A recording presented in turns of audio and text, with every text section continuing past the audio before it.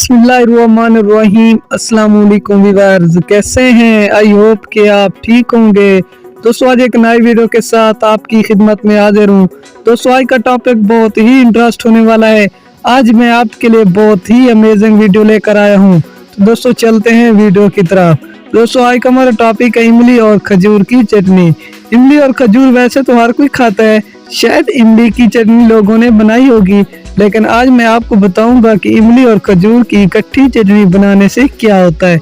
दोस्तों तफसील से जाने से पहले अगर आपने अभी तक हमारे चैनल को सब्सक्राइब नहीं किया तो जल्दी से सब्सक्राइब कर दें और साथ में लगी घंटी के बटन को भी प्रेस कर दें, ताकि हमारी हर आने वाली अच्छी और नई वीडियो हर वक्त आपको यहाँ पर मिलती रहे। दोस्तों चलते हैं वीडियो की तरफ। इज्जा खजूर 10 अदद, इमली का गोदा 1 प्याली, सूखी गोल लाल मिर्चें 10 अदद, भुना हुआ सफ़ेद जीरा 2 चाय के चम्मच, पिसी हुई सौंठ आधा चाय का चम्मच, सफ़ेद सिरका आधी प्याली, नमक हसब जायका।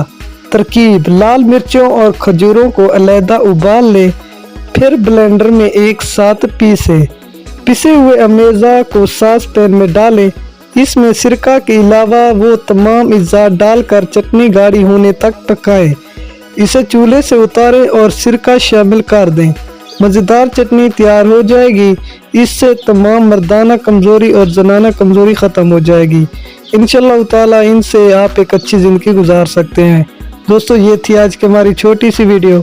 अगर पसंद आई हो तो वीडियो को लाइक करें, शेयर करें और सब्सक्राइब भी कर दें। दोस्तों मिलते हैं किसी और अच्छी सी वीडियो में, तब तक के लिए इजाज़त दीजिए। अल्लाह हाफिज़, गुड बाय।